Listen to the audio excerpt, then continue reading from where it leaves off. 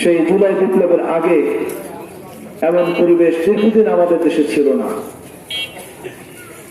সুতরাং আজকের এই দিনে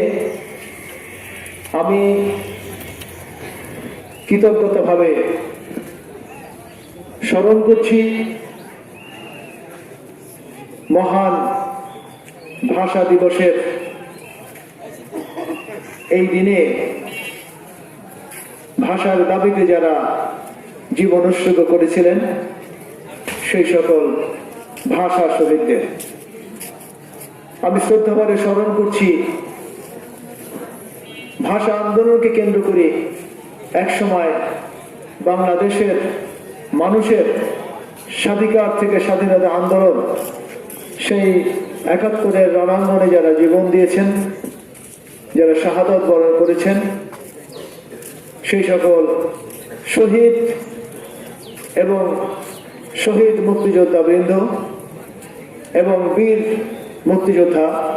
যারা অনেক ত্যাগ এবং কোরবানি পেশ করেছেন, আজকে তাদেরকে আমি শ্রদ্ধাভরে স্মরণ করছি। আমি শ্রদ্ধাভরে স্মরণ করছি জুলাই বিপ্লবের যে আকাঙ্ক্ষা নিয়ে অংশগ্রহণ করেছিল আমাদের সন্তানেরা এবং বাংলাদেশ থেকে অন্যায়, অত্যাচার, নির্যাতন, নিষ্পেষণ, জুলুম, স্বৈরতন্ত্র দূর করার জন্য যে সকল সন্তানেরা জীবন উৎসর্গ করেছিল,